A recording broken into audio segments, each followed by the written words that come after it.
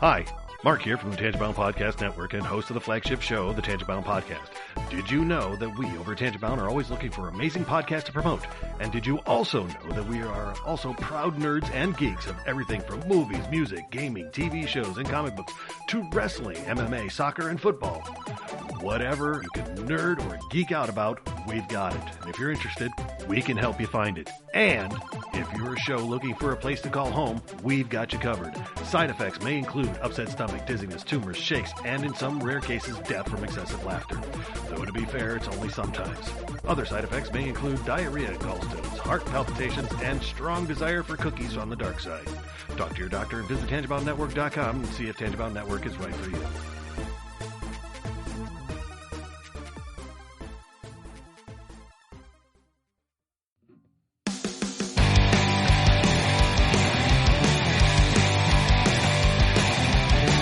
Sucks to the last drop. Are you gonna blow your head off? Take good aim and don't forget to duck.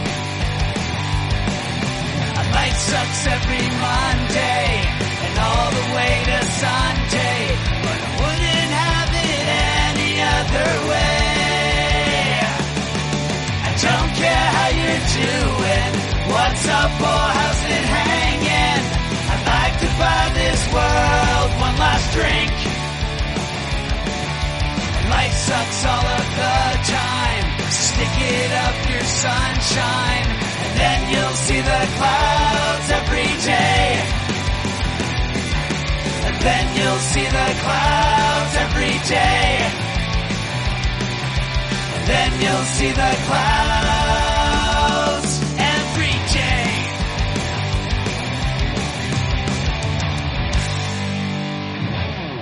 Welcome to the Crazy Life. No Jen this week. She was actually here a little bit ago, but she went night-night, I guess.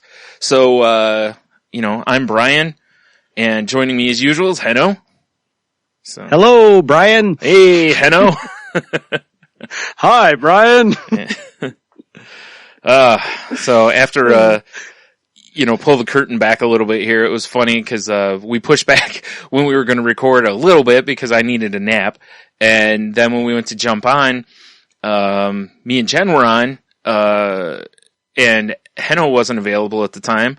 So right after, within minutes of me and Jen signing off and deciding that, Henno and I would probably end up doing the show later in the week, Henno responded to me and we were like, well, okay, let's do a show anyway. So... The best is usually we're like, who's up for tonight? Or would you rather do something later in the week? Well, I can do both. Yeah. And everyone's like, I can do both. I don't really care. Doesn't really matter to me. I'm like, yeah. Great decision making by people with mental illness. I know, right? Well, I usually do that because I have an open schedule, except for... Same here, too. Yeah. So, I'm just like, hey, whatever works for you guys, I don't care. I'll jump in, whenever. Well, that's why I appreciate when Jen just flat out says, I can't do tonight. Yeah. Whatever. Can we do this? I'm like, great. Because sure. I typically, the nights that we have as options are both good for me usually. Mm. And so it's nice that I never have a problem with that. I actually prefer it if someone says, hey, I have a preference. Great. Yeah. Give it to me. Well, it's funny because, we're recording on a Wednesday and that was our designated recording night. And because of Jen's shift changes and stuff, it changed a little bit off and on. And plus with them, when they were renovating, their bathroom, they were working on that all day. So it kind of shifts things up, but it's like it is nice that, we can kind of move it whenever, but, but it is funny how, most of the time we're all like, oh, whatever, whatever. I don't care. Structure is important. Yeah. So good. Yeah. It's like Wednesday's a loose night, but yeah. We record on Wednesdays. Oh, Sunday's okay too. Yeah. Speaking of structure, I had a very difficult time with structure this week. Oh my! Nothing bad, but it was just that I realized that. Well, a couple things. I realized that I one of the reasons it's better that I don't drink is because I do have a tendency to just not care about the little things that you should do every day to keep your house looking neat or to, that kind of stuff. And it gets a lot worse when I would drink, of course, because it's like, that's an extra I don't care level. But there was, I think it must have been yesterday morning. I got up and I just really didn't, I came home and the house was super clean. The Sarah who took care of our dogs, thank you very much, Sarah, even though you're not listening. By the way, this is great. She sends us a text message of 2 single socks. She's like, these are the socks that your klepto dog stole from me. If you find them in your house. And I'm like, funny, he doesn't steal mine. Must be an alpha thing. Yeah. But at any rate, she left the house cleaner than when we left. I mean, honestly, it was like everything was clean, everything was neat. I think she has a little, I was about to not be good and use a mental health issue for non-mental health issues. Let's just say she organized all the tea. Right. I was like, really? You needed to do that one? Okay. Yes. And this is something that makes Sharon very happy. Mm-hmm. And I know this makes Sharon very happy. And I got up in the morning and I did not want to put the dishes in the dishwasher. Right. I didn't want to put this away. As a matter of fact, I still have some of my luggage still sitting with clothes in it because, hey, it's clothes. It's right there. I'll use those clothes this week. Why put them away? I'm going to pull them out and wear them anyway. I'm the same way whenever I go somewhere. That's my logic. Yep. I'll always just leave the stuff in my bag or whatever, and I'll just pull out of the bag until it's empty. Yeah, exactly. I mean, it's horrible. Yeah. And I almost had a mental struggle with it. So much so that I just noticed it. Like, I don't want to do this, but it's like, no, you need to do this. And I did it, and I'm glad I did it. Your subconscious was still on vacation, Heno, and it was like, pretty much. When I put the luggage away, vacation is officially over.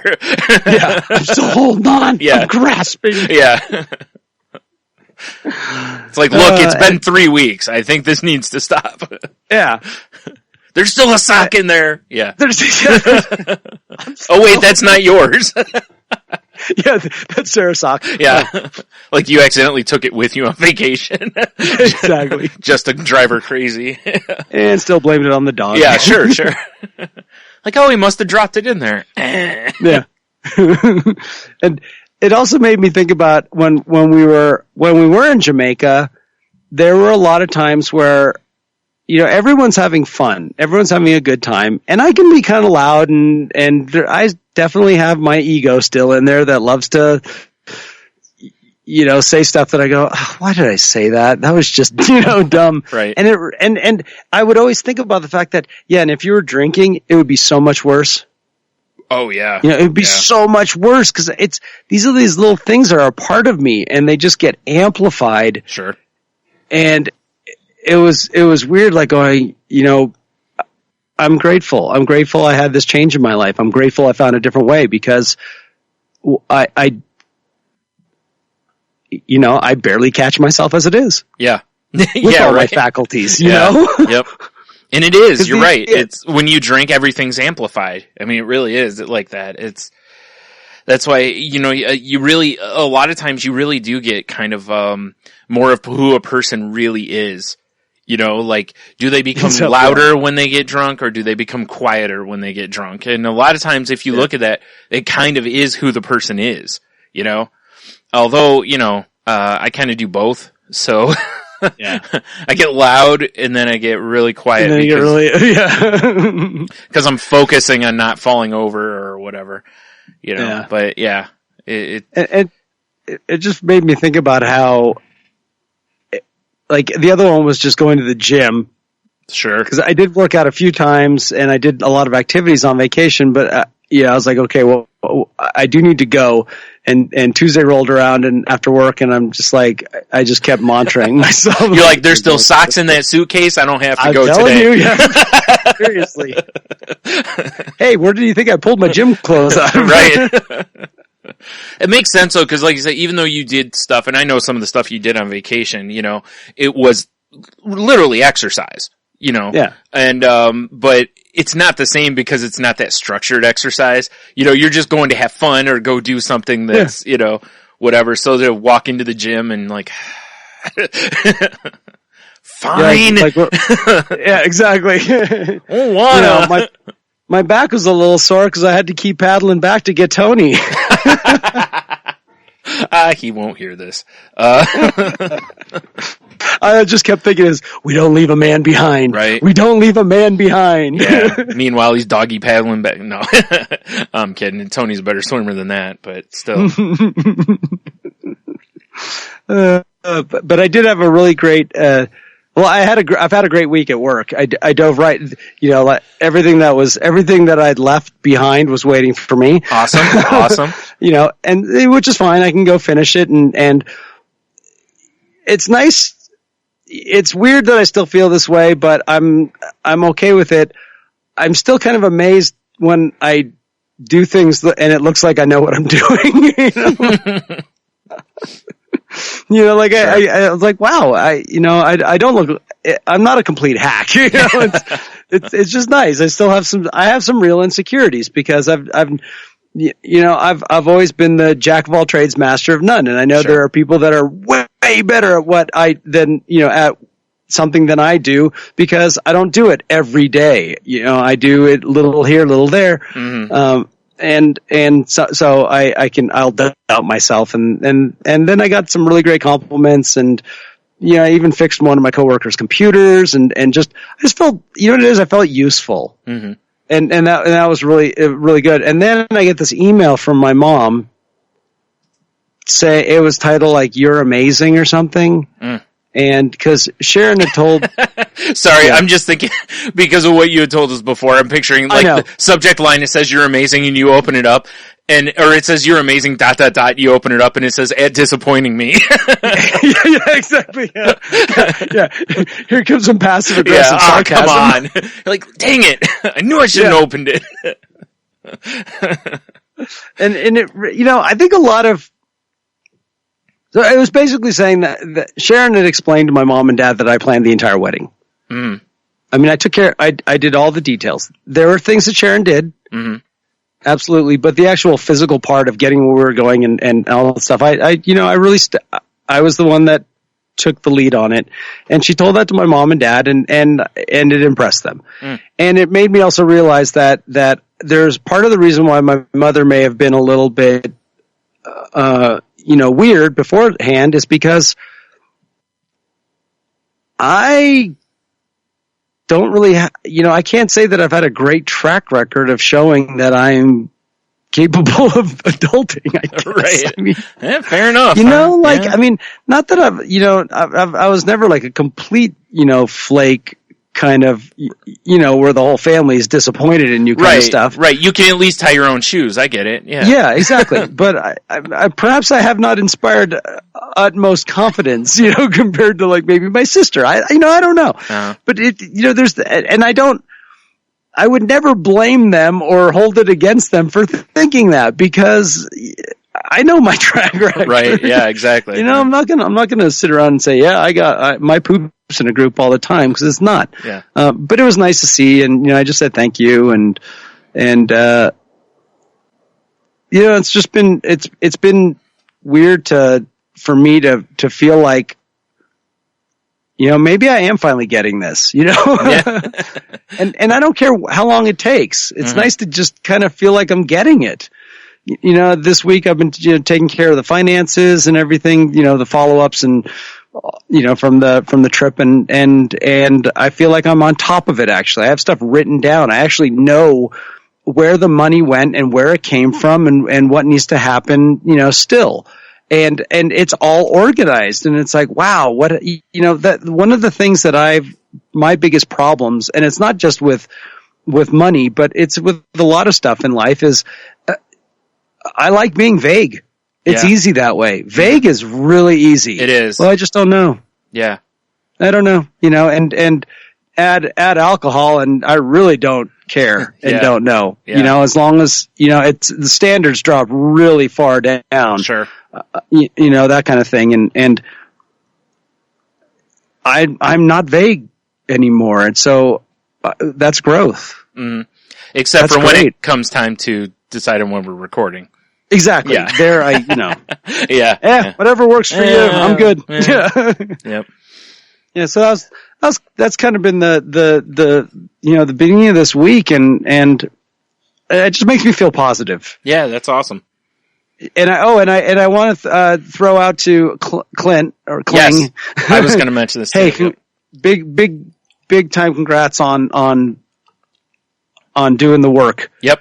He posted in our salty language group about some gains he's made, and I just want to say, good for you and keep it up. Yep. It really it's inspiring and I just love to see people start moving forward, whatever it is. Mm-hmm. Yeah, I sent him a message today because of seeing that too, because by the time I saw it, there was a whole bunch of other messages, and otherwise it's just like, be like, hey, good job, Clint, and like, what are you talking about? Like, no one's, so yeah. I sent him a message for the same, thing, and cause it is, it's not easy, and, but he's doing the work, and that's awesome.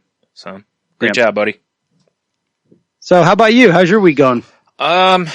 Very interesting for me so far, cause, I went to, we needed groceries, and again, trying to eat better and stuff. There's a fruit and vegetable place right up by us here that has stuff at like dirt cheap prices most of the time. But it used to be kind of a secret, not really a secret, but it wasn't that busy of a place. Now, like, everybody goes there, so it's slammed almost all the time when I go. And, or it'll be like I'm on my way to a doctor's appointment, there'll be nobody there. By the time we come back, it's just the parking lot's full, and there's like a building with like a few things in it, right by it, and then there's like, just a bunch of dirt basically in between the two, and people will park in the dirt because they want to get into this place. And I've been in there where there's lines like from the checkout line all the way to the back of the store. And like 3 or 4 of them like that, that's how busy this place is sometimes, because sometimes they run just ridiculous sales, like one time I was in there and it was like green peppers were like 15 cents, like, yeah, so you're loading up while you're in there and stuff, so. Wow. And so the other day, I'm like, okay, this place gives me intense anxiety because it's not a real big store. And when you load it with people, there's nowhere to walk. It's, I already have issues with stores because of how people behave in them. They won't get out of the way. They block out, all that kind of stuff. But anyway, so I'm in. Yeah. We get there. The parking lot's about half full. And, I'm looking and I was like, this is about as good as it's going to get. It's never dead. This place is never empty. Even if you go, a lot of times, even if you go like write it open, there's still a decent amount of people there. So I was like, all right. And I was like, kind of sat in the car for a minute, did some breathing to try to calm down, cause I know I'm walking into something that gives me anxiety. Got inside. There really wasn't, it didn't seem like as many people as the parking lot would have told. And, I ended up, getting in and out of there in like 15 minutes, so it really was no big deal. Wow. Yeah. Except there were, just a couple of people that were just, they were just moseying around, and they were like 2 people wide, which takes up the whole aisle at this place. Again, it's not, it's not a huge place. And if you walk shoulder to shoulder with somebody, you will block the whole aisle. And this woman and her daughter were just moseying around like that. And at one point they had me, there was a guy behind me and a woman behind him, and we're all like just in, it looked like a funeral procession, You know, like it was moving that. So I was like, come on. You know, finally I'm like, excuse me, you know, like, and she moved and then I was like, zip, zip, you know, like it was funny because when the daughter moved in, it was like, you know, if two cars were next to each other on the highway, one finally moves over and then like 40 cars just come blowing around them. You make the break. Yeah. It's like, there's a gap. Yep. But it was, you know, it turned out to be not as bad as I thought it was going to be, you know. Cause I even was doubting going in the first place before I even got there. You know, I was just kind of already ramping up in my head that, you know, the excuses were coming up. And, it's like, no, it's so much cheaper than the grocery store. You have to go here cause you want to buy a lot of vegetables, you know, so this way you get way more for your money. Yeah. And, so I did that, got a ton of vegetables, and then I went to the regular grocery store and walked around there. But by the time I was done, I was done. Like I was just like, I was overstimulated. I could totally feel that I was like, this is one of those times where it's like, I need space. I need time to me now.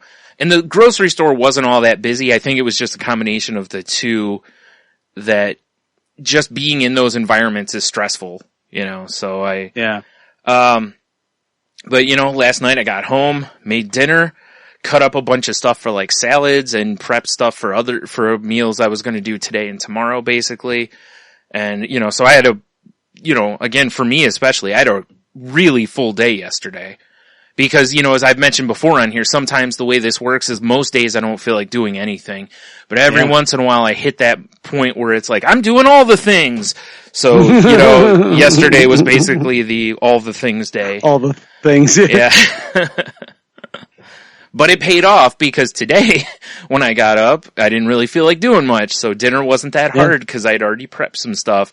You know, all the salad stuff was already cut up and ready to go. All I had to do was throw it in a bowl and, you know, that kind of thing. So, and tomorrow it'll be kind of the same way. And then it'll start getting into work again because, you know, I'm using fresh vegetables. You don't want to go too far ahead. But, so yeah, it was, it's... that was a very interesting day for me. And like I said, today I'm just like, meh. Yeah. I woke up with like no energy, just didn't want to do anything. Ate dinner and then was like, I need a nap. You know, like, so really odd, pairing of days. So yeah, that's about it for me though. Doing the food thing and like me even just like, oh, you just put the dishes away and all these, you know, all these various things. They're the things that you're just supposed to do. Yeah. And yet for me, they're just, and then they feel really good when I do them, but like too good. Like I feel like I should like somebody should be giving me an award. Yeah. You know, like there should be like fanfare. You know, I saw how cool are you for doing what you're supposed to do? I saw somebody I think it was on Twitter, like they posted a picture. Like I've seen ones in the past where it's like a gold star and it says you tried on it basically. But that one's more of a, like that's a sarcastic one, but I saw one the one day, it was someone, they were posting about depression basically, and they posted, it was like a trophy, and I think on the trophy it said, you got out of bed, or something like that. And it was like, it was with no sarcasm. It was just, there are days, as I've talked on here, you know, there's just days where that's the win for the day. I got out of bed, you know, and, you know, like, I put the dishes away. I'm a big boy. You know, that's the way I feel when I do it. Shopping for myself. Right? Yeah. So I have food. Yeah. I went and to not just any food, like good food. Yeah. I went to 2 stores. I deserve an extra one. Yeah, exactly. But I'm amazed at the people that they just do it. I know, right? Like it's no big deal. Yeah. Like, how do you do that? Yeah. I know. Like, you know, or, you know, phone calls, that kind of stuff. Again, I'm putting phone calls off again. I'm looking at a list right now. I have 5 phone calls to make that I've been putting off for about 2 weeks.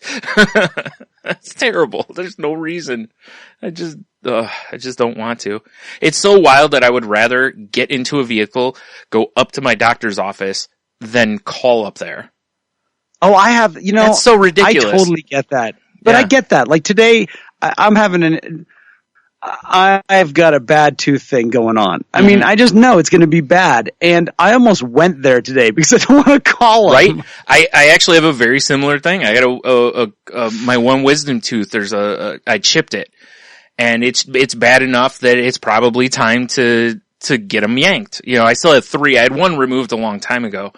I don't know why I didn't have them all done at the same time. You know, dumb, but. Yeah. Yeah. A real quick pro tip for everybody out there, you know, is if you're going to have 1 wisdom tooth removed, just have them remove them all. Because yeah. Plus I think that's the pro tip. Yeah. Meanwhile, the reason I didn't was I was uninsured at the time, you know, and to have a tooth extracted is a couple $100, you know, so, or, you know, I think it was like 100, 150, whatever it was, you know, it's not super cheap. So to have 4 of them done, it was like, I don't know how I'm going to pay the first one off. Yeah. You know, luckily I had a nice, oral surgeon that, you know, accepted payments.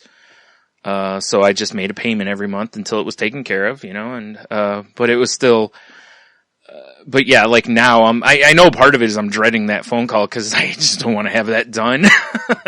But I know there's multiple benefits to it for me because like my bottom teeth are right on each other. And by having those removed, it'll give them a little space to where they might, you know, space out a little bit so that I can floss easier and, you know. Yeah. So there's reasons to do it. Aside, also, plus, you know, having a cracked tooth is you never know when it could get really bad. Yeah. You know? Yeah. So, yeah. Like, it's not terrible. Like, there's no pain or anything. It's just a little chip on the very top of it. But it's still the idea. If I go in there, they're not going to go, oh, we'll fill it, you know? Yeah, yeah. Or if they did, I'd be like, you're crazy. Let's get rid of this son of a bitch. So, caught myself. So, yeah. But yeah, it's terrible just putting off those phone calls like that. And like you said, I'd rather just go in. Yeah. I don't know why. That's so awful that I would rather than pick up something that's on my person pretty much 24/7. Yeah. Or at least, you know, when I'm not sleeping, I guess. But, you know, why can't I just pick that up and say, hey, I need to make an appointment and then put it back down? That's literally the whole thing. And they even have somebody there waiting just for that very purpose. Yeah, I'm not putting anyone out like, like, oh no. Yeah. I can't believe I have to do this. Okay, fine. Why didn't you just come in? You know? Oh man. It's ridiculous. Like I was actually looking to see when my next therapy appointment was. Because if it was like next week, I'd be like, I'll just put it off until I go in and then I'll do everything at one time. Like, or by next week, I probably could have actually had the appointment. You know, like I might actually be able to have just gone in and had the first, you know, whatever. Yeah. Plus, you know, I mean, I'm overdue for a cleaning, so no matter what, I need to go and get the x-rays and the clean, you know, just the standard visit, if nothing else. But it's like, so terrible. Well, what can you do, right? Yeah, laugh at ourselves. Really. That's all I do. It. Yeah. Because unless I have a personal assistant, this isn't going to change. So yeah, you know, and it really just becomes okay. You know, hopefully I'll get a little better. Yeah. See, I should have called yesterday when I was doing all the things. I should have grabbed my list and just made all the phone calls. Yeah. Yeah. Unfortunately, I didn't think that far ahead. Yeah, when you're in all the things mode. Mm-hmm. Now it's going to be like 6 months before I hit that again. And, you know, by then I'll be laying on the floor holding my mouth because the tooth is so bad. Should have taken care of this while I was all the things, Brian. Yeah. Like, we're going to have to remove half your jaw now. Like, oh no. You know, I think one of the reasons I like to laugh at this stuff is because the truth is, my past is where I just didn't take care of things. Yeah. You know, I mean, and to the point of where I let stuff that was very important go, and I let people down, and I didn't take care of myself. Right. And I didn't this and I didn't that, and I, blah, blah, blah, blah, blah, blah, blah. And at least now I can look at it differently. I'm not avoiding it. I'm willing to keep it in mind, and that's better than the way it was. Yeah. Yep.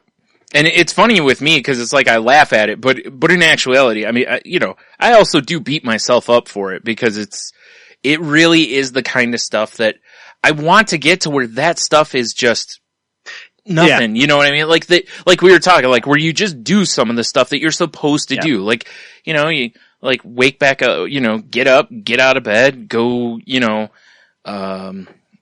shower if that's what you're going to do or whatever. But, if you like, hey, I have phone calls to make, like, just do them. I don't, Yeah. I mean, I had a job where I had to go in and I had to call this huge list of people who hadn't returned videos. I had to do that and that would take like an hour and a half to do that. Like, and that, I just go in every day and just do it. Yeah. Now to make one phone call and I'm like, like, oh God. Yeah. But, like if it really comes down to a 50-50 thing where I'm either on the 51% side or the 49, as long as I'm on the 51, I don't think I'll ever be 100% or even close to it where I just automatically do stuff. I think it's always going to be a struggle with me. Mm-hmm. I've spent a lifetime perfecting procrastination, like I'm the procrastinator. Yeah. And, and so just every little percentage on the other side, even if I have to talk myself into it, as long as I'm thinking about it and doing it, it's better than the outright blow off. True. Or the excuses or the BS. Like my buddy Andrew is he's just he's really like last night, the text messages that came through between 1 and 2 in the morning. I was like, and it's me.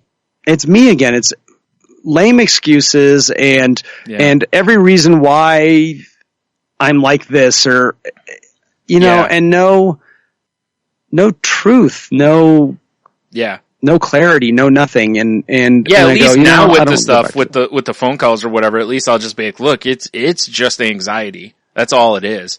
It's totally all it is with me. It isn't that I can't or I'm not even really fearing the outcome. I just don't want to make the phone call. If someone called and handed me the phone, I would probably be like, oh, okay.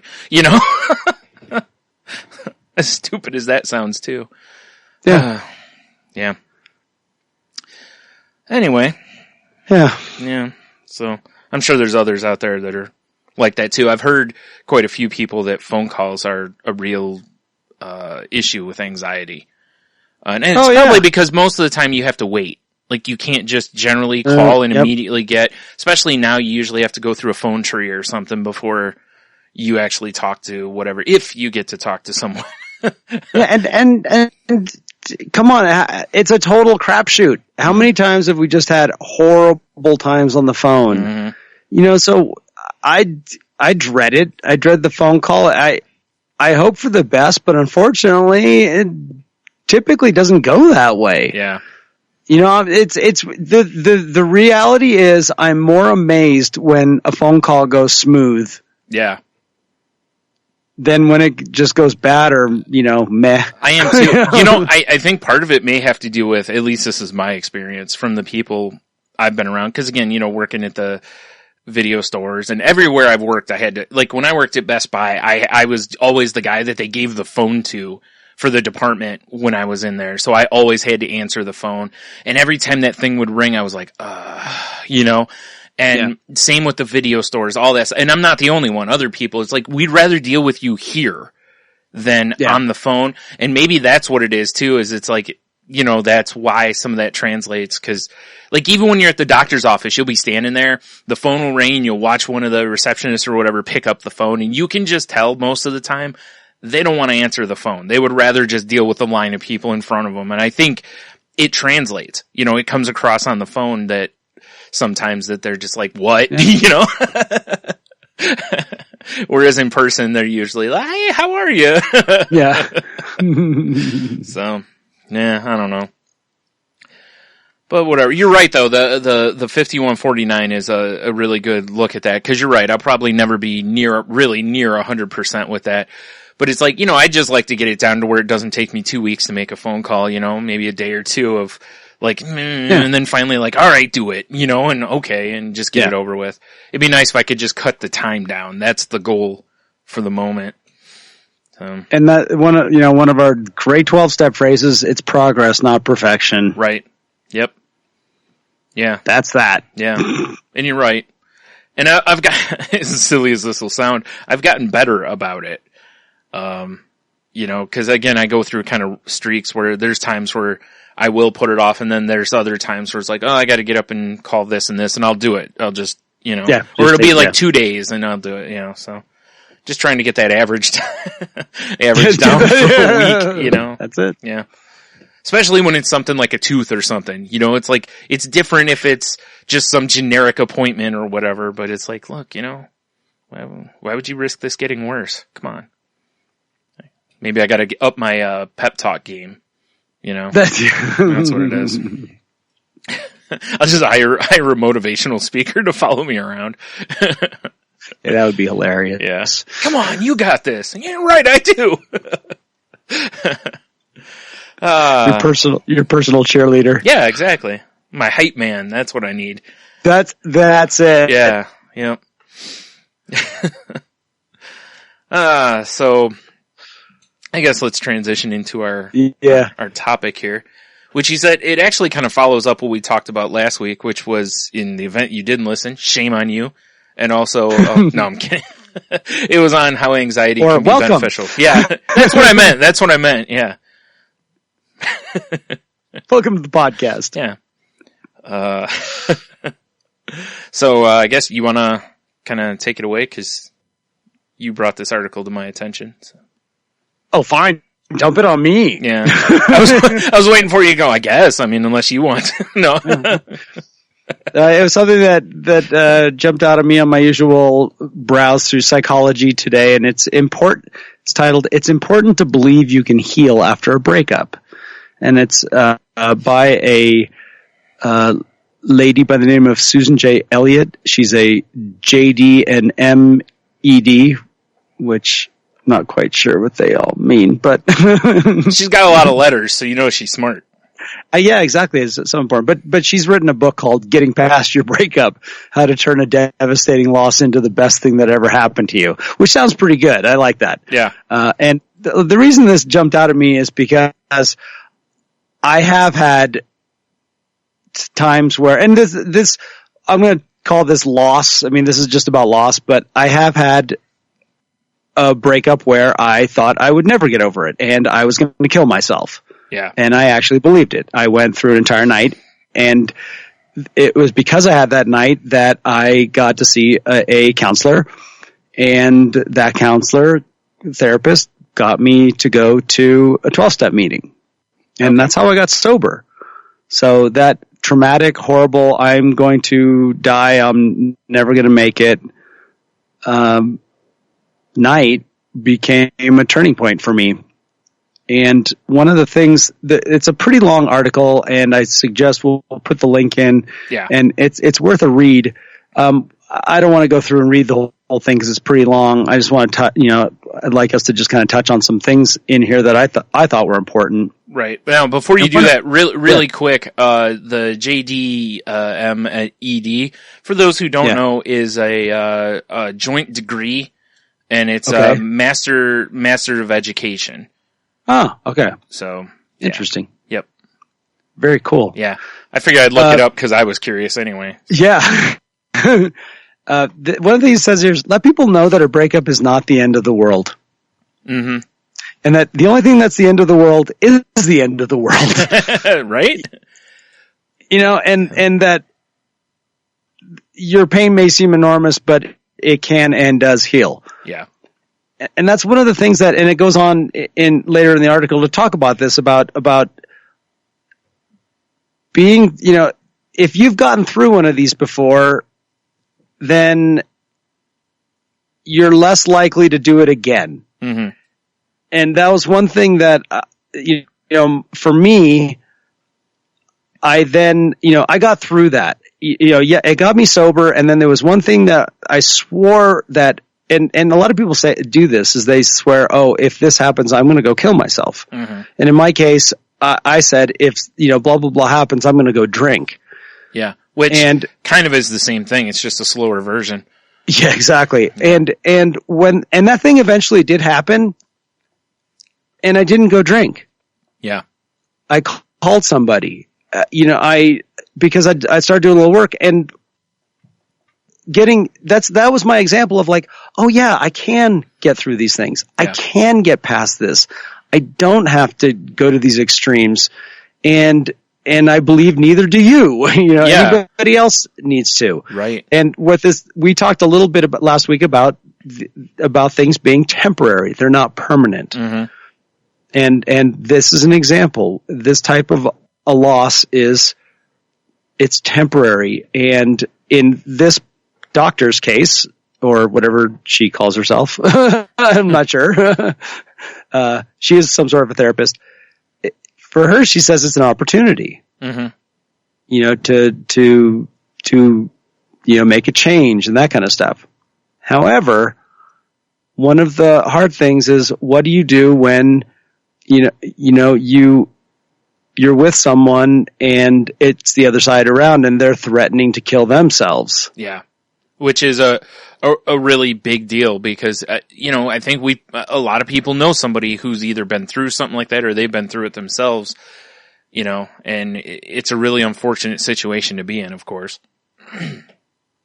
Yeah. And it's funny how one thing that she mentions here is that things that are tough to get over completely are not romantic relationships. They are other bigger losses. Mm-hmm. Breakups are usually some of the easier things to get over in the general scheme of things.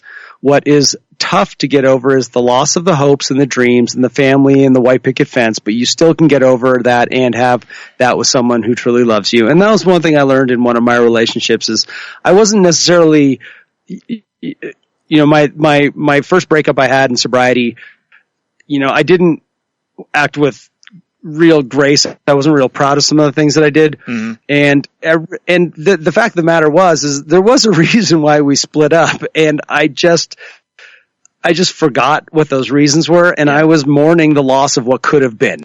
Yeah. That was really what it was, is I had created, and this is just part of my alcoholism, is that, I created this fantasy in my head. I was living in a fantasy. It wasn't reality. Mm-hmm. And I couldn't see it. But all of that is nothing compared to real loss. Yeah, and it's a good point too, because like you said, a lot of people do mourn the loss of what could be or what could have been, especially when they see like an ex with someone else and then they have a kid or something. Sometimes people kind of pour it into that. But it also can work the opposite way, which, a lot of people, well, I can't believe they threw away 20 years or whatever.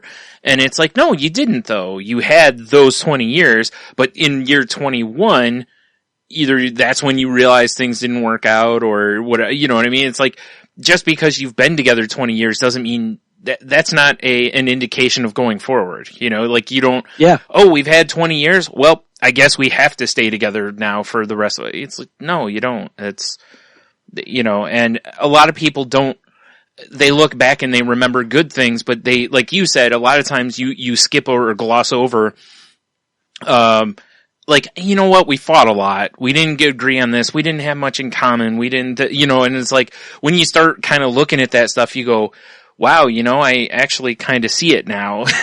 Yeah. That we just became different people. Yeah, exactly. One of the things, there are things, there are legitimate losses that are way more severe than a relationship. Oh, for sure. But it's kind of strange how it's relationships where people start to act out really to extremes, mm-hmm. Which is really wild when you think about it. Yeah. And one of the things that she wrote in here that I really liked is, it says acceptance at the end of the grief process is not happiness. No. It's acknowledging the loss and acknowledging that you have changed, but deciding to go on anyway. Mm-hmm. And acceptance means you're not laying down, you're not becoming a martyr, but it hurts and it's hard. And I think that's one of the hard things for people to come to terms with, and I know it was hard for me, is that somehow it's only when I'm, that happiness equates that I've moved on. And that's not true. It's, I can move on, but it has nothing to do with happiness. It's, it really is about just acknowledging and accepting and learning. Mm-hmm. You're right. And I can still have that, that hole in me a little bit. I might, and it even says it here, you might always be sad on some level. Yeah. That might always, but that doesn't mean that you haven't done the work. Mm-hmm. That's natural. That's being human. Yeah. But you can make a decision, decide that, no, this is not the end of the world. This is temporary. I will move on and I will be okay with this. And, make a decision to get on with your life and, try to look at it as an opportunity. It's like that. It's that growth opportunity thing. Yeah. And that you will heal. You will get over it. You can do it. Right. Well, and like you said, it's so interesting how we behave after the ending of a relationship. But when you look at it versus, say, parent loss or something along that line, when you like a pregnancy terminated, you kind of look at the two, and it's like, like my dad died. I can't replace my dad. If a relationship ends, there's people all over the place I could potentially date. Like it's so weird how our brain doesn't go into more of an optimistic mode, because you're like, well, that person wasn't the right fit, or was for that part of my life, because we all change and evolve and whatever, so those years we were together, okay, but now here I am here. Is like, there's all these people out there, but like I said, it's so weird how a lot of people go into more of a pit of despair over a relationship than they do sometimes family loss or something like that, Yeah, or like your whole house burned down. That's huge. Yeah. And in this article, she really says one thing that's great is, all of us will go through a breakup of a relationship. Yeah. I mean, most of us, Yeah, most of us will. Many of us will not have to deal with some of those horrific losses. Yeah. But we all go through, and this idea that things can be so much better than before, right? Losing your parent, you don't talk about like, well, things will be better now. No, you lost the parent. Yeah. That's done. To the point that even people sometimes who have zero or a really bad relationship with their parents, when they lose them, will still be like, yeah, but it was my dad. That, to where it's like, even if it was a terrible relationship, they'll still be like, yeah, but I still lost my dad, and it's like, that's why I said it's really interesting to me.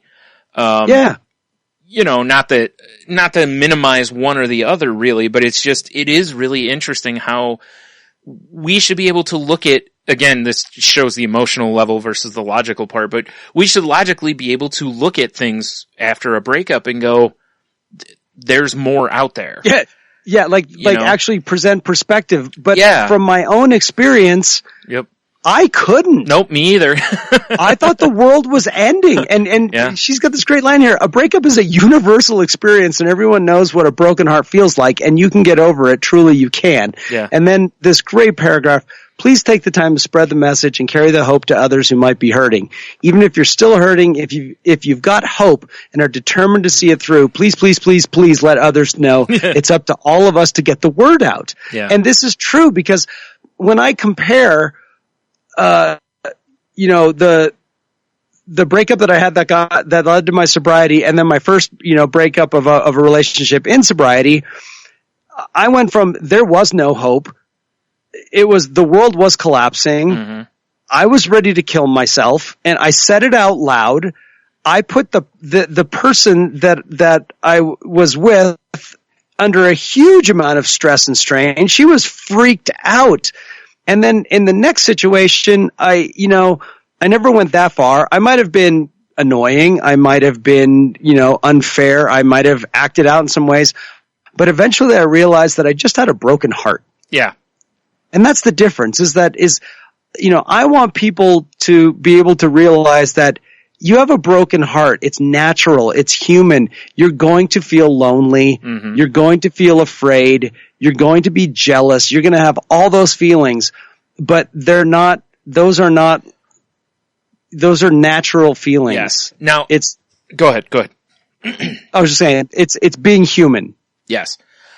Now, to tie this into kind of where we usually talk about on the show, which is like mental health side of this too, this is another example of why the work is so important to, like if you have depression or whatever, because when you go through a breakup, you're going to be sad or, depressed, depending on the situation. And if you have depression, this can obviously be something that throws you into a spiral. I mean, it can, because there's different types of depression essentially. So, you could essentially be thrown into a depression even if you're not, if you don't suffer from depression generally. But, you know what? That's a great point. I'm glad you brought that up. And with something like this, like for someone like me where I do have depression, if something like this happens to me, I have to be very careful because you've got to give yourself time to heal. You're gonna hurt. That's like you said, it's an appropriate reaction. It's natural, whatever. But at some point you have to realize where you also have to pick yourself back up. And if you don't, then it can lead from one thing into a large spiral of depression, and it can become worse and worse and worse, so doing the work kind of helps you separate the two sometimes. And I can give an example of this is Father's Day just passed us, a couple weeks ago or a week ago, whatever it was. And, it's a really tough time for me because of not having my dad anymore. And I was telling my therapist about it. And I told her, I said, the hardest part for me is doing that, is figuring out, like, I'm sad. I know I'm sad. I know a lot of the feelings around that time have to do with that. So now I have to figure out what's an appropriate amount of time for me to feel that way before I have to go, okay, this is probably depression. This isn't the other or whatever, and it's a tough thing to do. And, but that's, like I said, that's why you do the work so that you can kind of recognize. Now, obviously, I know Father's Day's coming up, or like for me, another one would be in August was my dad's birthday. So, you get around that time. So it's that kind of thing. I know it's coming up. I know around that day I'm a little melancholy. So if I'm sad for a couple days and I can go, okay, this is just a bad day. This is just, and allow yourself that a little bit. But again, you do have to be aware of it, so you try to pick yourself back up so it doesn't become a bigger problem, Yeah. And I think that's really important with this too. And it's super hard. We all know it's hard to do. Yeah, it really is. Yeah. It really is. And that's where your point about having your tools, having things, at the ready, keeping up on the work we do is so important because, it even goes with, my, I have what do you want to call mentor or something like that. He came in one day, he lost his job and he was losing his mind. He really was. Yeah. He was in a bad space. Mm-hmm. He was in a really bad space. And he sat there going, I should have been keeping up with my meditation because I can't even quiet my head right now. Right. Yep. And it was a great lesson of like, it's not available for you unless you practice it. Right. And these kind of tips and tools and awareness and stuff, they do slip by, and you can't just suddenly pick them back up and be right at that spot again. Yeah, and be sharp, exactly. Yep. Yeah, and this is something that there's some arrogance to this in what I read about and what we talk about in our 12-step meetings, but it's a way I believe in it because it just works for me. And one of them is that there are certain things I can't afford because I tend to take them to extremes, and one of them is like resentments. And there are other things where and we've talked about, like, my disease is doing push-ups in the other room. These are these things where I'm somehow different. Well, I'm okay with thinking that because it keeps me from going into complacency. And so then when life lifes me,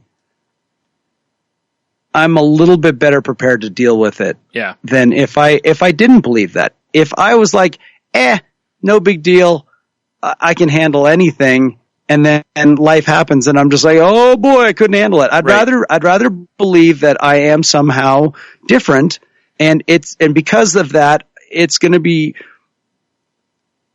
anything that happens to me is going to be harder for me to deal with because I kind of start already a little further down the hill. Yeah, I understand that. And that's. And that's definitely the case for if you already suffer from depression and you have something that hits you that can make you feel depressed, you're already behind the eight ball to start with. Yeah. And if you have a tendency, and if like me, you have a tendency to take resentments and things to extremes, then yeah, I'm already starting behind. So I need to be constantly doing a little bit of work. Yep. And I think that's a really, that's why I think this is really good to talk about this kind of stuff and get this word out. Yeah. Well, it is too. Because, like the doing the work is, as we always equate it to, kind of like an athlete. The reason that they train and they train and they train isn't necessarily to be, I mean, obviously they need to be in peak physical condition for what they're doing, but this is part of it. Like, it's so that essentially, like, a boxer or an MMA kind of person, it's so when they get punched in the face, they can still operate. Yeah. The muscle memory kicks in. Yep. Or when your fight or flight kicks in. Either one. Yeah. They can control it. Yeah. Yep. Like the usual effect of like, wow, that hurt. Right. Becomes like, okay, that hurt. Yeah. Because what's next? In like boxing or MMA, if you get punched in the face, you don't generally get a couple seconds to go, oh, that hurt, I should blah, blah, because here comes another one, or a knee. Yeah, or, you don't get to be shocked. Yeah. You have to immediately, you've got to get your guard up. Otherwise, you're gonna. And life is like that because when we get hit with these breakups, usually what's the first thing you want to do? Lay in bed all day, don't go to work, hide, don't talk to anybody, all those kind of things. Yeah. And because we're going, wow, that really smarts. Yeah. But the reality is you got to get up and get ready because, none of that, it doesn't get better. And I have a question for you. Okay. So a friend of mine was put on, so she had a breakup and she was depressed to the point where her psychiatrist put her on medication. Mm-hmm. Or her therapist recommended a psychiatrist and they put her on medication temporarily. Right. And it was an antidepressant.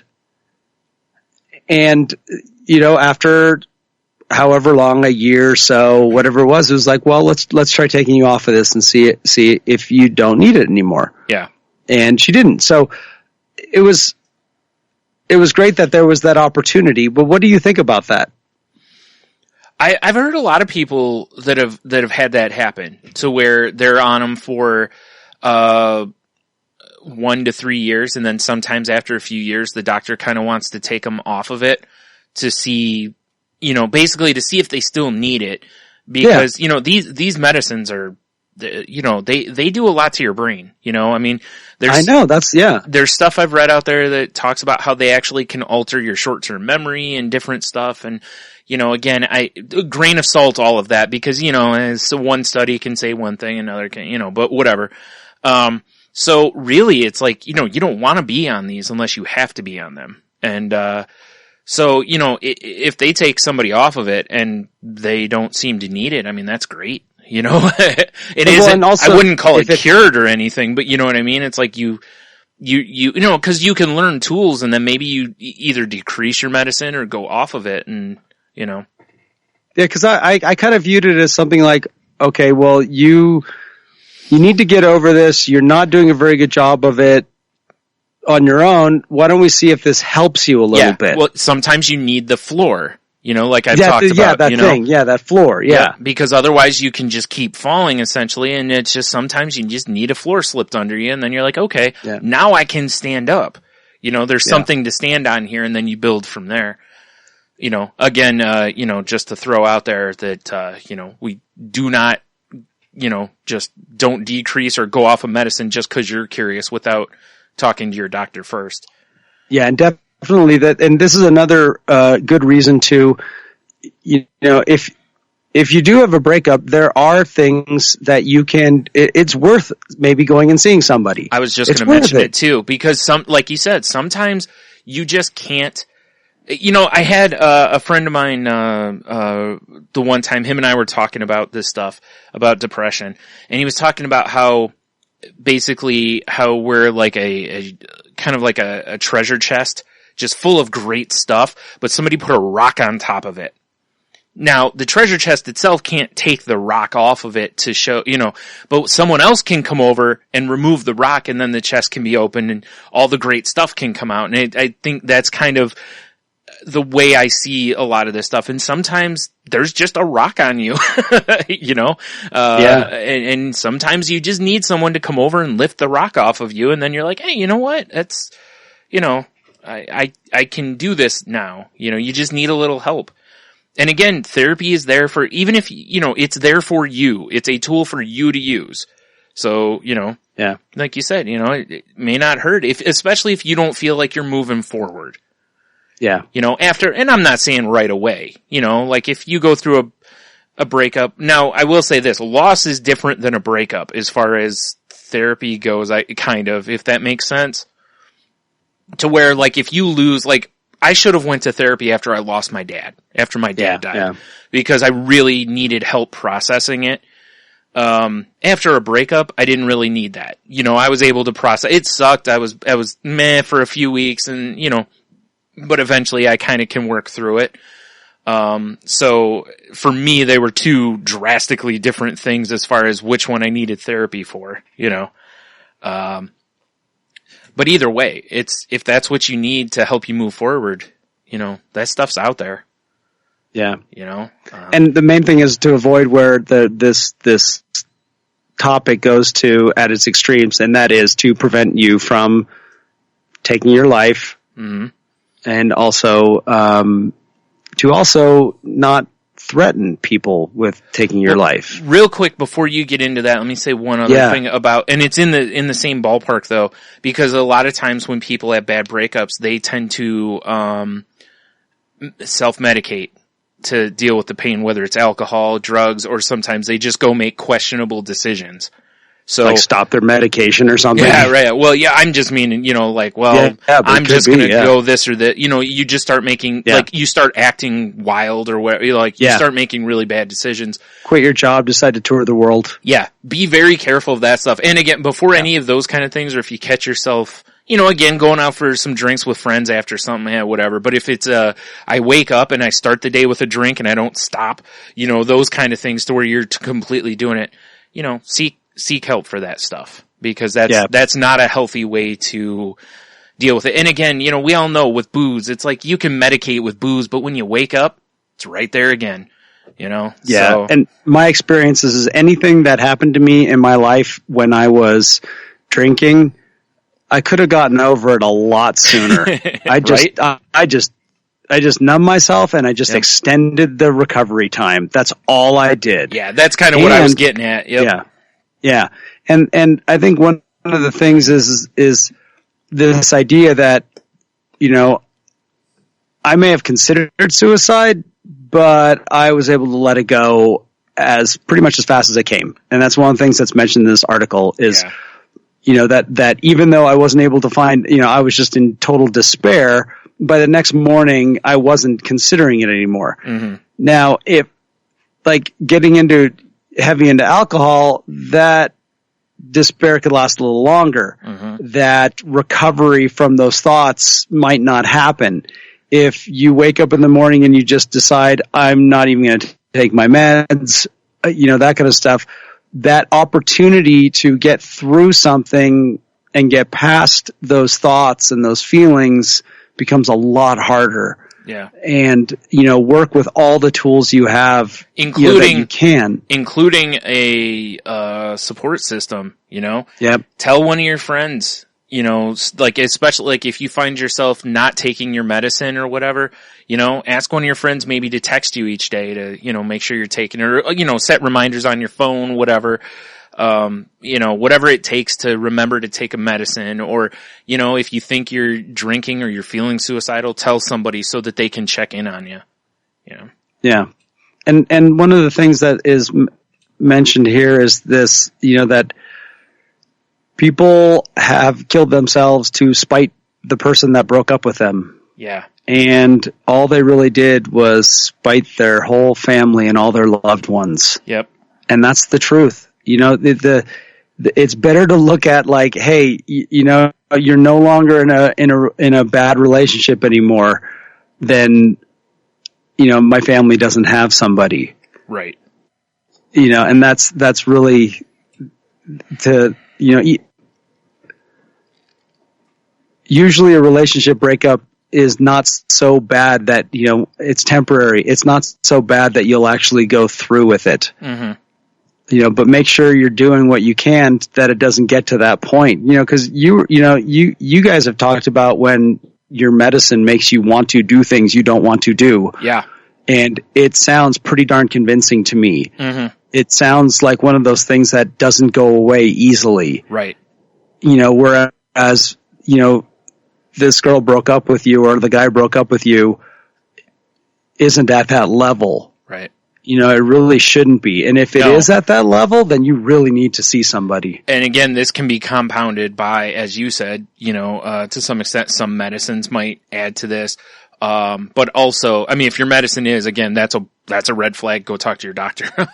Right away. But also just having depression, it can compound that to where instead of maybe just having that and it going away, maybe you feel a little deeper about it or it takes longer to go away. So just be really careful with, again, with all of that stuff. Yeah. And one of the things that I did was, I made threats that I was going to hurt myself. Yeah. And, this article points out that is wrong. Yeah. Capital WRONG, wrong. Mm-hmm. And, I did. I made those threats. That if somebody does that to you, makes, threatens, if you're with somebody and they are threatening themselves, don't try to fix it, is what this article says. Call somebody, call the police, professional, suicide hotline, hand this person over to professionals who can really make an assessment.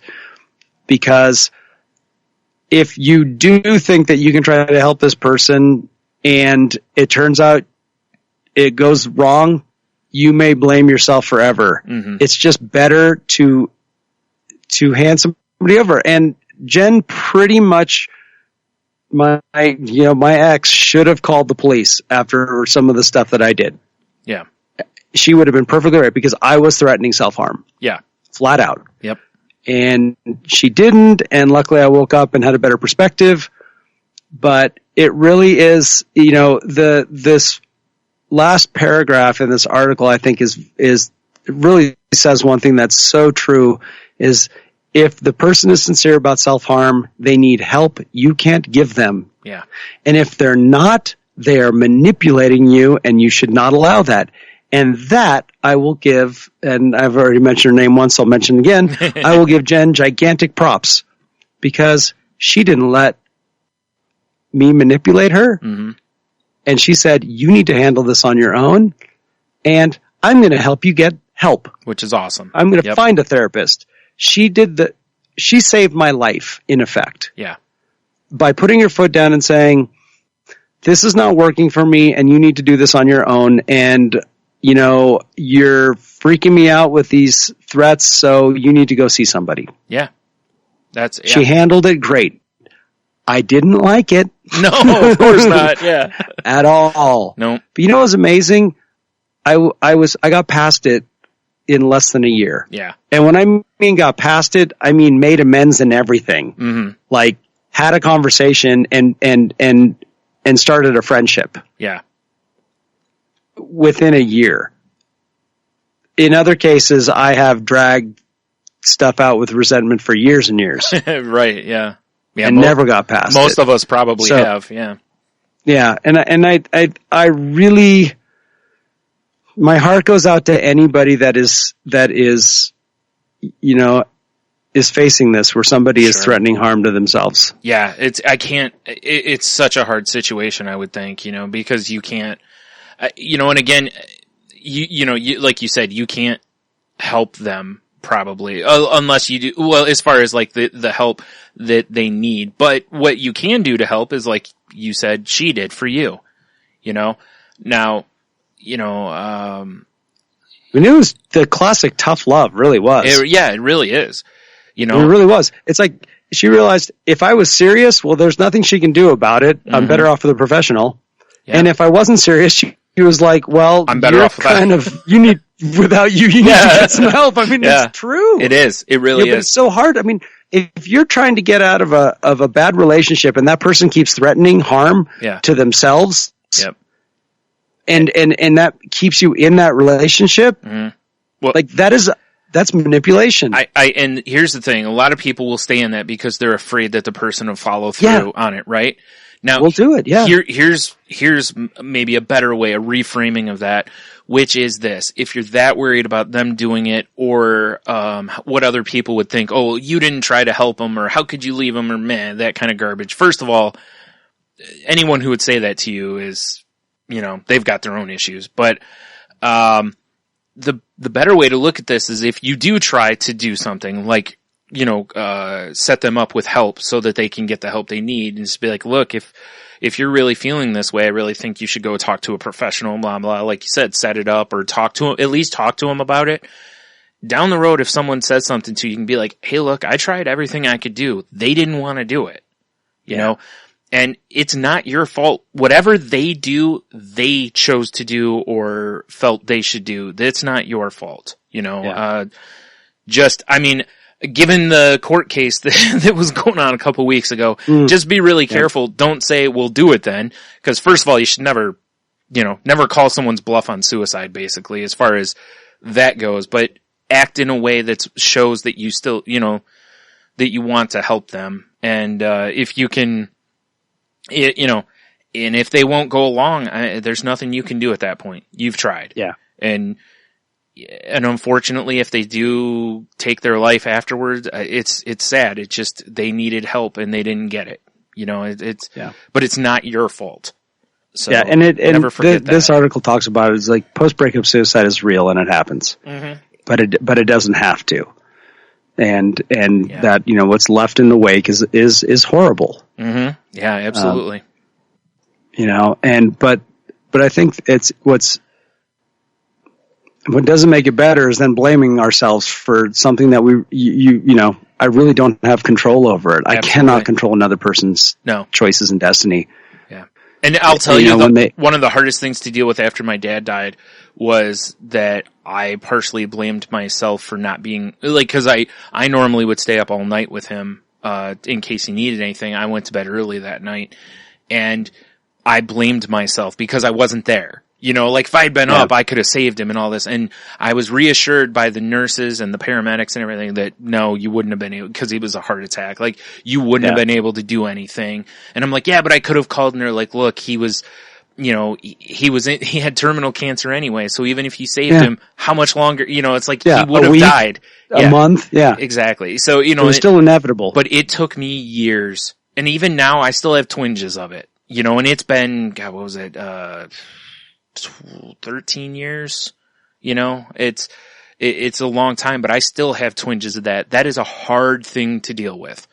And again, I've been talking to my therapist, trying to work through to get that out of my head because I know deep down, I know it's not my fault. I didn't do it. But it's hard, so I totally get that it'd be hard to do if somebody did something like that. And I've known people who've lived through that, a woman and I, years ago, my family did flea markets and people set up behind us.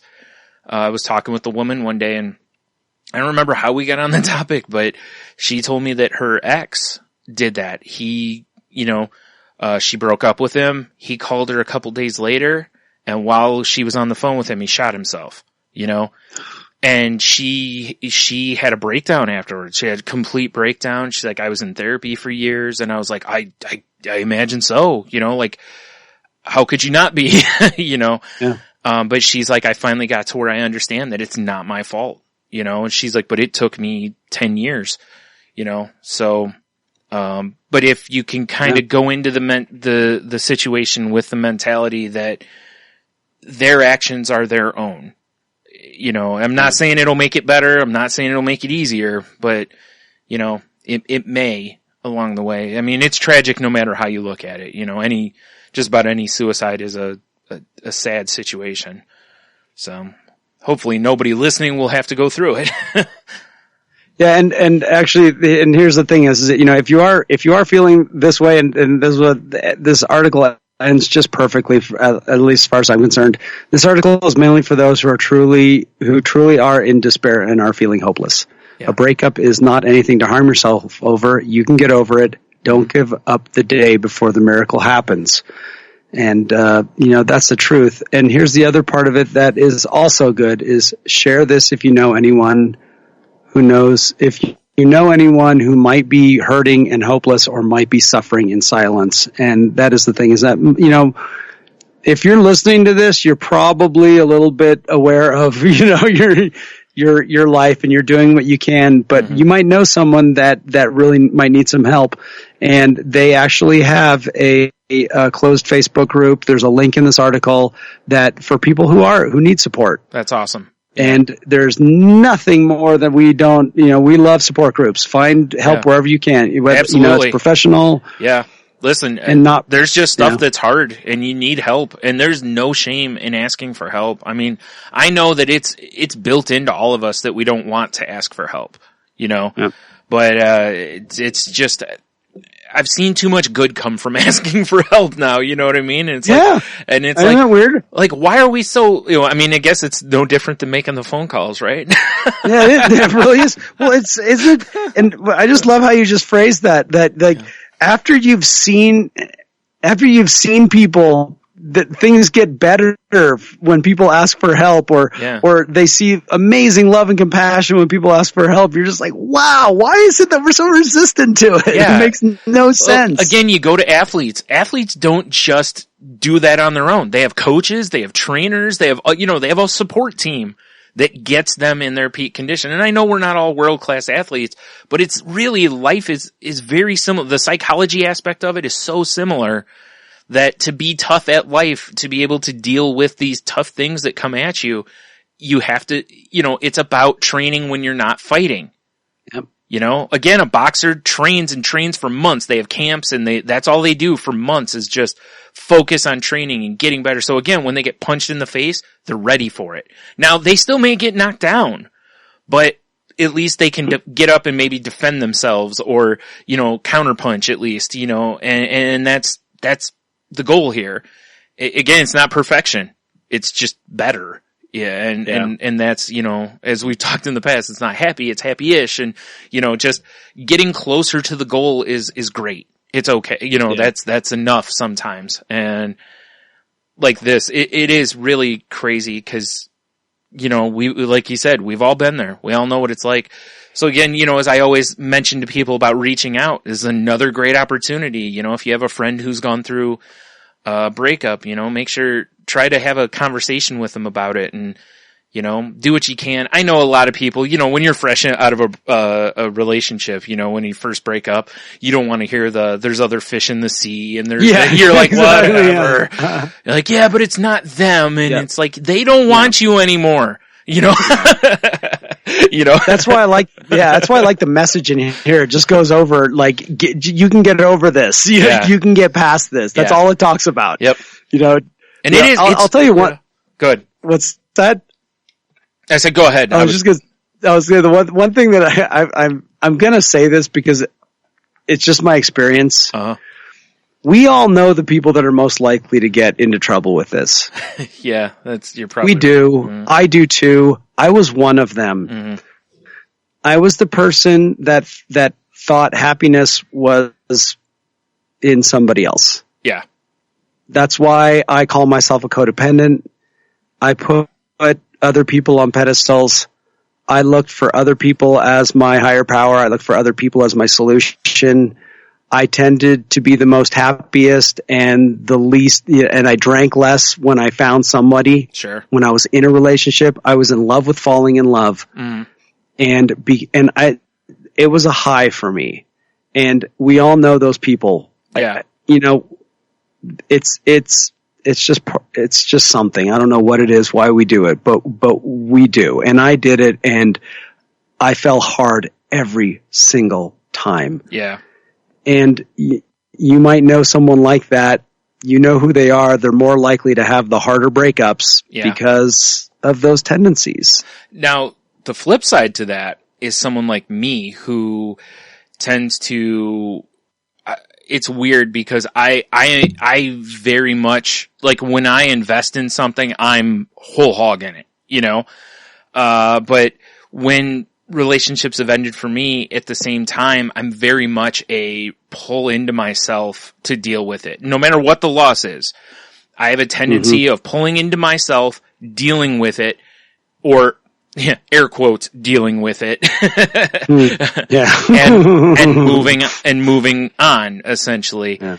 And people like me are also dangerous for this kind of thing because, you know, I could just as easily pull away from people and then do something drastic because of the situation. So, you know, it's why you have to, like you said, knowing your friends and stuff. I mean, you should know what kind of personality they are, because if you've known them for any length of time, you'll know that that's the way I always have been, is I give me time, I'll process it and move on. That's the way I've always felt.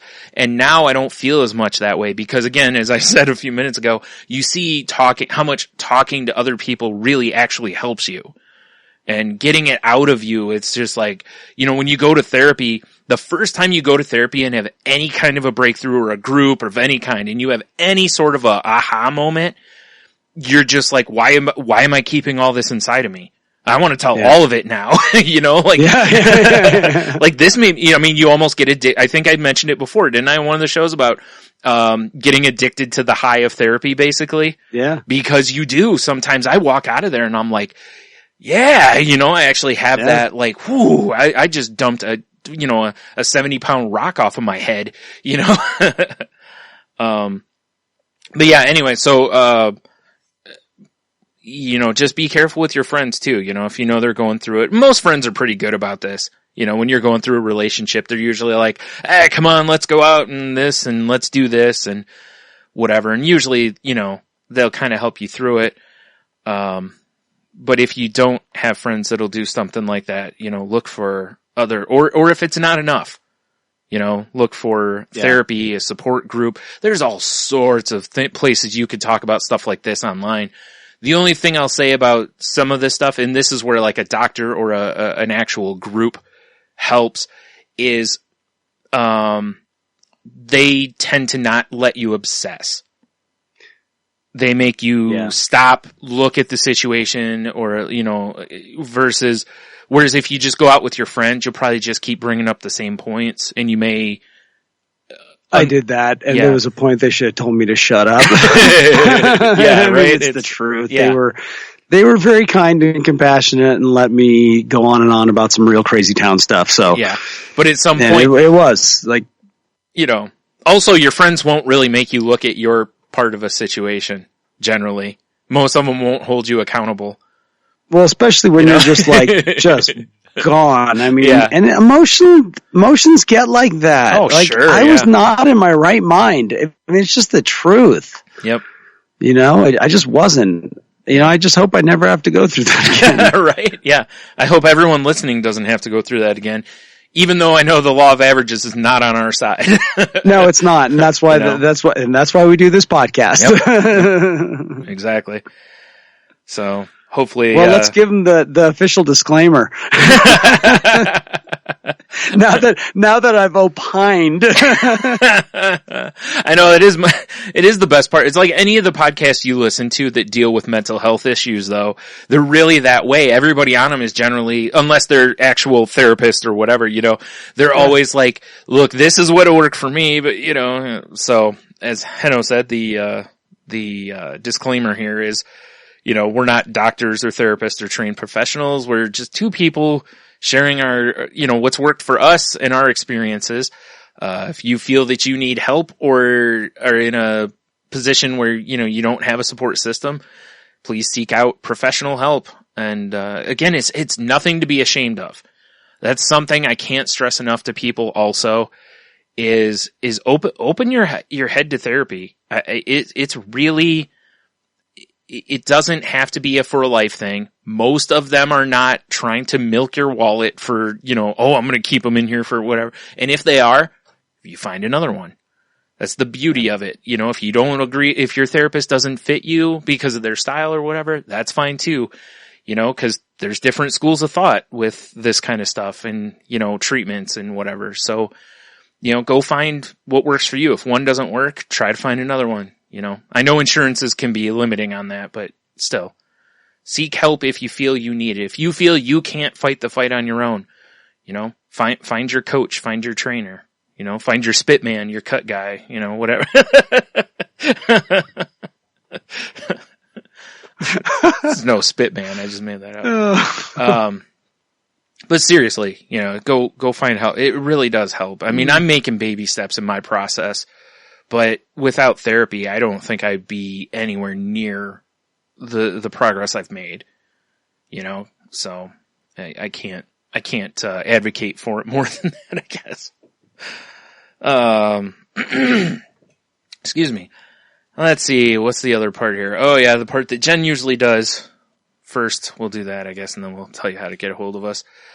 If you want to, well, actually, this is that part. If you want to continue the conversation, you can see our website at thecrazylifepodcast.weebly.com. You can email us if you'd like to at thecrazylifepodcast@outlook.com. You can find Jen on Twitter at Jen's Crazy Life, and that's Jen with a G. Henno? You can find me on Twitter at Ida Henno, and you can find me on Facebook, Henno Heiter.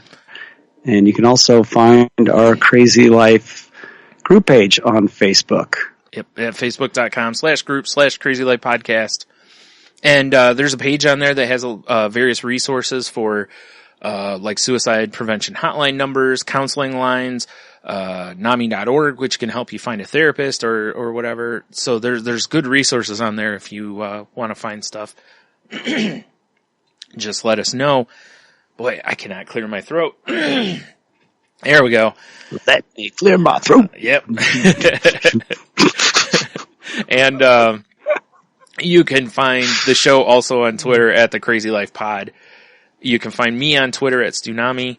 My other podcast is Salty Language, which can be found at salty_language or at saltylanguage.com. And I forgot. You can also find us over on tangentboundnetwork.com along with various other shows. So go check that out. You might find some other podcasts that you dig. And if you're on iTunes, please leave us a rating, review, subscribe if you haven't already, please. If you use other apps for your podcast, please use a like or share button if they have them, because those things help us show up in searches and stuff like that, which can help us get more listeners maybe. And or just if you could help us out by retweeting the show link each week, that kind of thing, or share us with friends that may be interested or may need some of the stuff we talk about. Yeah, I think that's all of that stuff, huh? Yep. All right. What am I forgetting, Henno? It's always weird when I lead the show because I'm used to Jen doing the part and then I do the parts. And if you feel like, as we've talked all through the show, if you feel like you may harm yourself or others, or if you know someone who talks about harming themselves or others, please don't wait till it gets to a point of action. Any part of the process is a red flag. So please get the help you need, or if you have a friend, please try to help them get the help that they need, so that they don't harm themselves or others, because, that's all no good. And yeah, the other thing I always forget about, which I kind of mentioned already too, which is reach out to somebody, tell them you appreciate them, tell them you love them, just check in on them. Yep. Hey, how you doing? Whatever it is. I did this week already. I checked in on somebody I haven't talked to in a while. And, it was nice to reconnect with them, because I do miss people when, and it's easy with the internet. It's easy for people to, as connected as we are, it's super easy to fall apart, because there's that, I can just reach out to them on Facebook or Twitter or whatever. So reach out to somebody and whatever, because you might help them through a breakup. You might help just make their day better. Or the change, yeah. Yeah, or, you may save their life. You never know. So, yeah. All right, that's all my wind blowing. And with that, wiggle those toes and keep breathing.